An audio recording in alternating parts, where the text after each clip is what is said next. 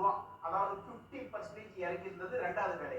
இப்போ மூன்றாவது வேலையாக வித்தியாசமாக என்ன பண்ணிக்கிட்டு இருக்காங்கனாக்கா, சமீபத்தினுடைய ஹைக்கு பக்கத்துல வரும் பொழுது ஒரு 15% இறங்கிட்டு மறுபடியும் ஏறி இருக்கான்.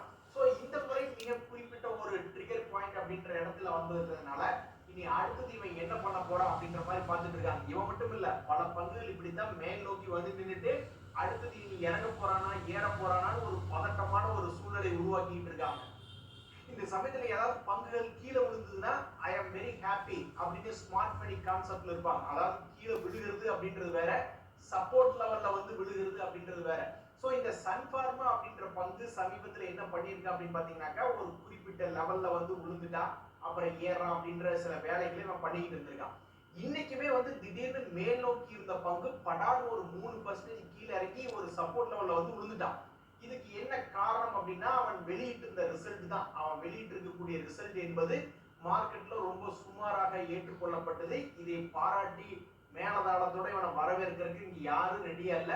So market is not celebrating this result அப்படின்ற மாதிரி இன்னைக்கு நிலவரம்.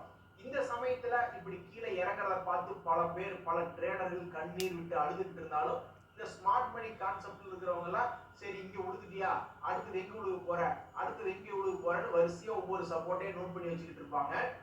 அப்புறம் மேல போனா என்ன பண்ணுவீங்க அப்படின்னு கேட்டா, ஒரு படத்துல கவுண்டமணி அவர்கள் சொல்லுவாரு, மோதிரம் கிடைச்சிருச்சு, இனி நீங்க இது என்ன பண்ண போறீங்கன்னா உள்ள வாங்கி வெளியே விற்க வேண்டியதுதான் அப்படின்ற மாதிரி மறுபடியும் அவன் என்னைக்காவது ஒரு ஹை லெவல் அப்படின்னு வரும்பொழுது புடிச்சு வித்துட்டு போயிடுவாங்க. என்பது தங்கத்தினுடைய விலையில மிக முக்கியமான ஒரு மாற்றம் அப்படின்றது வந்திருக்கு. கடந்த ஒரு மாசத்துல ட்ரம்ப் அவர்களும் அமெரிக்காக்காரங்களும் சேர்ந்துக்கிட்டு அவங்க பண்ணக்கூடிய ட்ரேட் பாலிசி அப்படி இப்படின்னு ஏகப்பட்ட விஷயங்கள்னால கடந்த ஒரு மாசத்துல அவனுடைய லைஃப் ஹை என்பது வந்துட்டான். அதுக்கப்புறம் மறுபடியும் சைனாவுடைய அமெரிக்காவுடைய டீல் வருதுன்னு சொன்னோடனே மிகவும் இறக்கமாய் ஒரு மாசத்தினுடைய லோக்குள்ளேயும் போயிட்டான். இப்ப மறுபடியும் கரெக்டா சென்டர் பாயிண்ட்ல வந்து நிக்கிறான் கோல்டு. நீ அடுத்தடுத்து என்ன பண்ணுவான் அப்படின்றது பொறுத்து தான் பார்க்கணும்.